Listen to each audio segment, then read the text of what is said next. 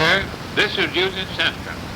I'd like to share with you the sounds of a once-in-a-lifetime event in the history of Sanford. I simply call it the day Babe Ruth came to town. It was March 16, 1948. I'd like for you to remember that date, and I'll tell you why just before the end of this presentation. As most of you folks know, George Herman Babe Ruth became the most famous athlete of his or all time, not only in the United States, but throughout most of the world.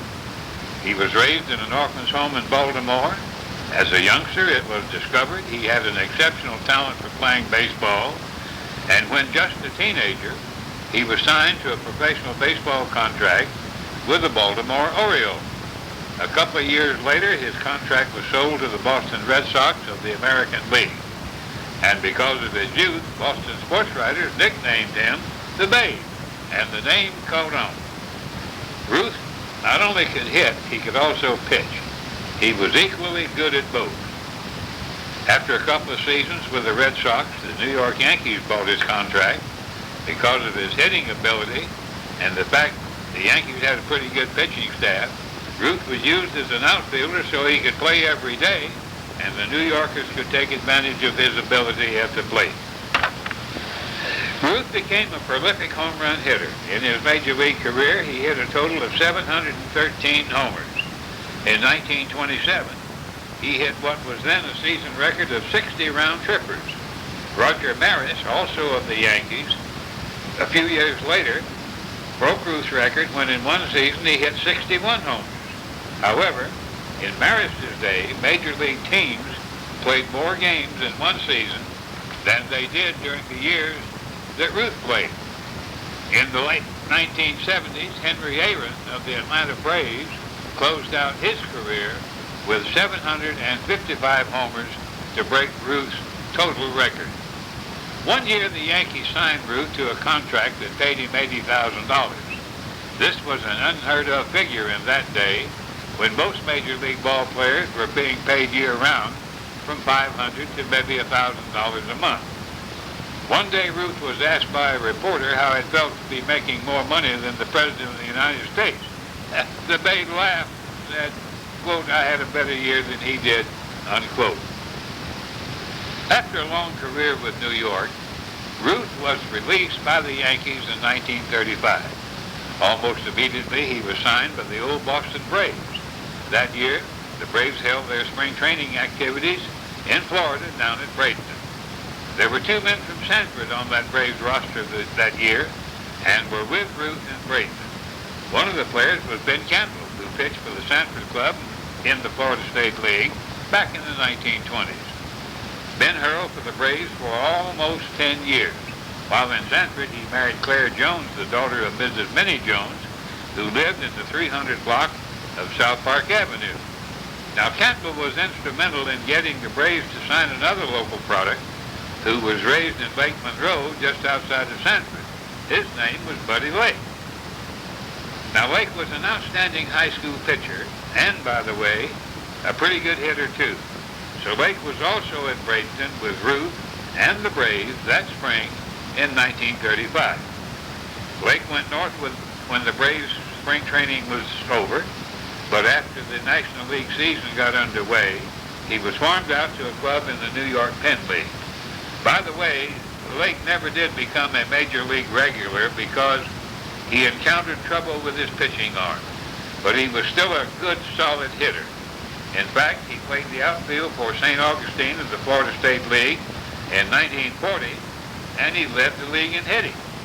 In 1948, his pitching ability had returned, and he played both the outfield and occasionally took a turn on the mound now and then for Sanford.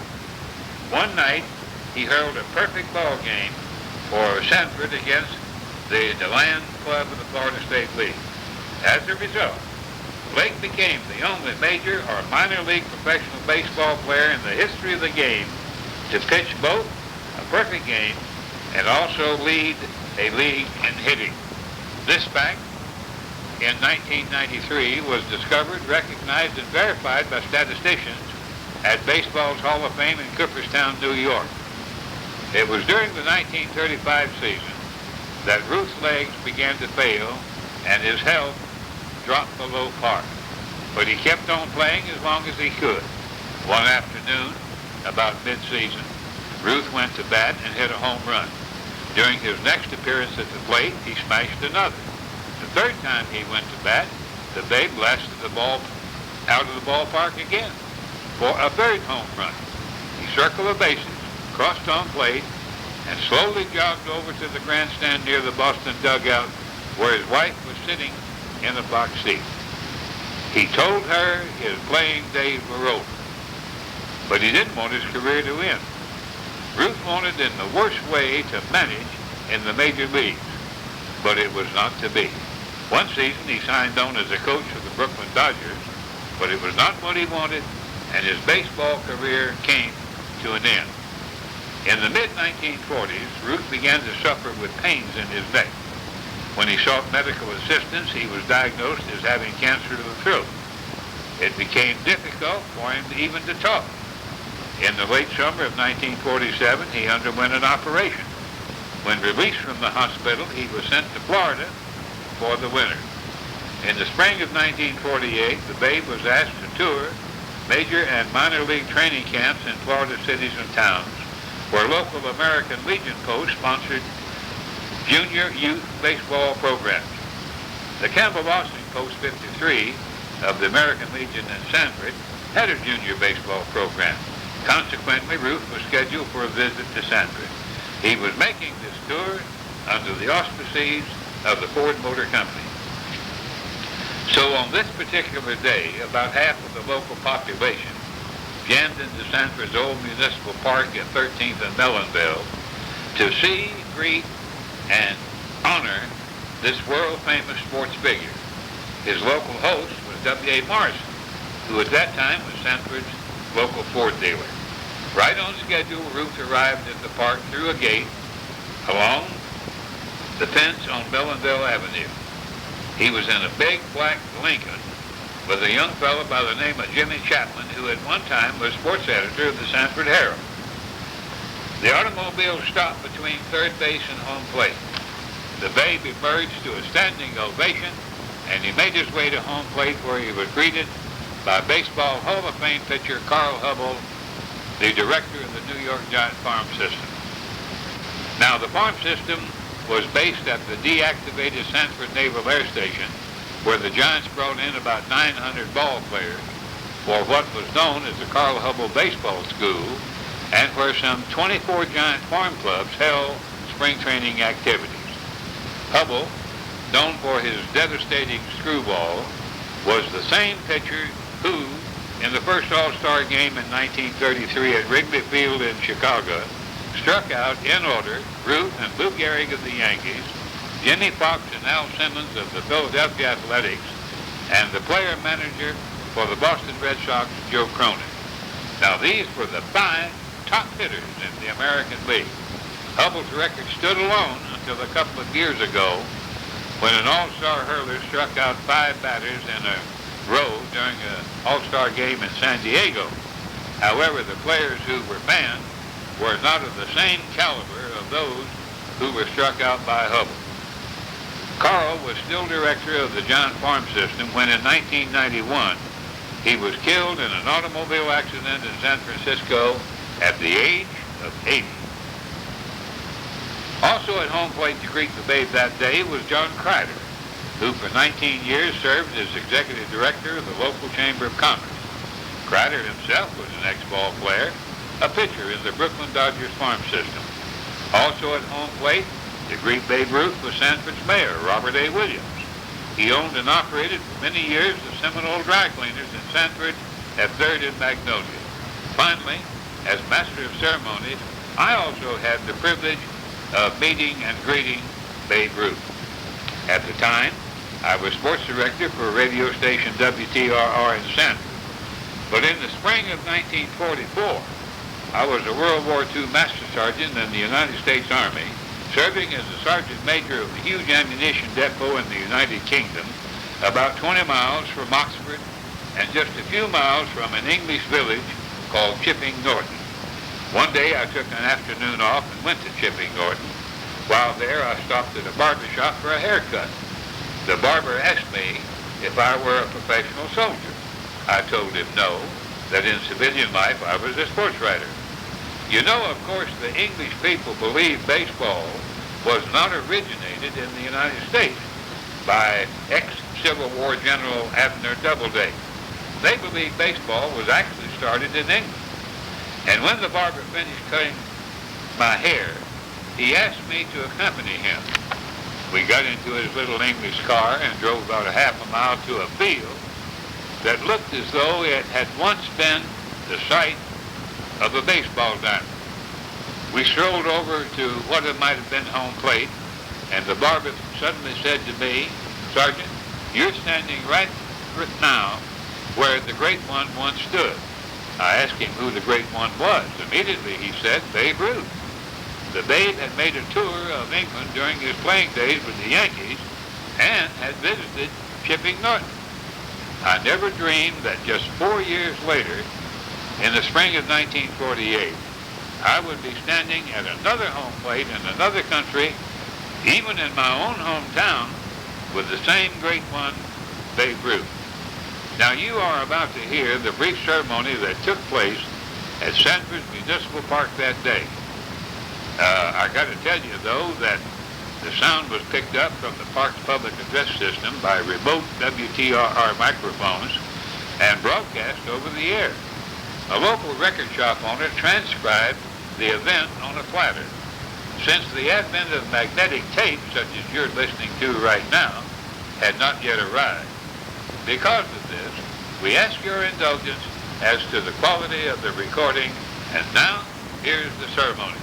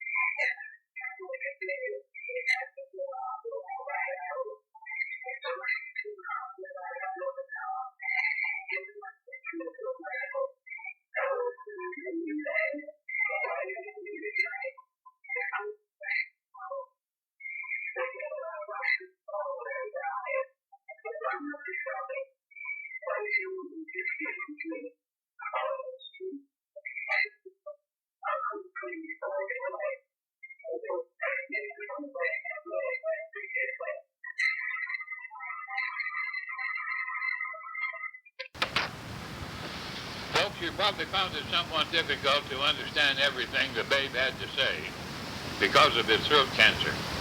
And we want to tell you that it was obvious that the babe was ill. But after being introduced so appropriately by Mayor Williams, the babe went to the microphone, he threw back his shoulders, he flashed that familiar Babe Ruth smile, and here is what he said. Quote, "Now, ladies and gentlemen, I can't say very much on account of my throat. I had a very severe operation on it. But I'm going to say that this winter in Florida has done me a great deal of good. And I'm going to get back most of my health. And I think I'm going to continue and in a little while get it all back, I hope, so I can go around like I'm doing now in honor of the kids of America." Now this is a great thing for Sanford and the Giants under the guidance of Hubble. They've got about 900 ball players down here. Well, now that's something. That shows you're keeping the kids off the street and giving them a good, clean sport to play. Again, I want to say I'm glad to be here, and thank you. When Ruth left home plate, he went into the grandstand and joined his host, Ford dealer W.A. Morrison, in a box seat. Ruth graciously autographed baseballs, gloves, mitts, and anything else the fans put in front of him to sign. Later, he presented an autographed baseball to every member of the American Legion Junior Baseball team sponsored by Post 53 of Sanford. Now, I regret I don't have a list of all of those players, but I can tell you that my brother Frank Stenstrom, now a retired citrus grower, and my stepbrother, John Lewis Salisbury, a retired Air Force Master Sergeant, and now a certified space photographer, both have their baseballs, as does John Keeling, a local athlete who is now a retired U.S. Army colonel, still associated with the armed forces as a civilian employee at the Pentagon in Washington, D.C. Also, there's a Mrs. Molly Morrison Miller, who, the daughter of Mrs. Mary Ernest of Sanford, also has a Babe Ruth autographed baseball. It was presented to her for selling the most tickets to this particular event in Sanford. Mrs. Miller is now a school teacher in Cumberland Furnace, Tennessee. You might be interested to know that the ESPN television network in 1991 estimated that the value of a Babe Ruth autographed baseball was worth in the neighborhood of $5,000. One August evening, I was at Harris Field in Gainesville. I was broadcasting a baseball game between the visiting Sanford Giants and the Gainesville G-Men, both of the Florida State League, over WTRR in Sanford. About midway during the ball game, I heard through my earphones the announcer at the Sanford station break into my play-by-play description of the game. He informed our listeners that according to a news bulletin just received at WTRR, that America's beloved Babe Ruth had just died at a New York City hospital. I later learned that except for hospital personnel, the only people with Ruth was his wife and Jimmy Chapman, the former sports editor of the Sanford Herald, the same Jimmy Chapman who was escorting the Babe on his final tour of the major and minor league training camps in Florida. He was the same Jimmy Chapman I introduced during the ceremony in Sanford that day in March of 1948. This information came directly from Ellis Clarke, a ball player who was with the Sanford Club in the Florida State League in 1936 and 1937, and who later played Major League Baseball for the old Washington Senators and the St. Louis Browns when they won the American League pennant in 1944. Clarke later served 40 years as a scout for the Senators, who later became the Minnesota Twins, and 2 years as a scout for the Chicago White Sox, and for the past several seasons, he's been scouting for the world champion Toronto Blue Jays. Now the date was August the 16th, 1948, exactly 5 months to the day when Babe Ruth died. exactly 5 months from the day when Babe Ruth honored Sanford and Sanford honored him the day Babe Ruth came to town. Again, this is Julian Stenstrom. Now, I hope that you've enjoyed my presentation of this once-in-a-lifetime event in Sanford's history. So for now, I want to wish all of you goodbye and good sports.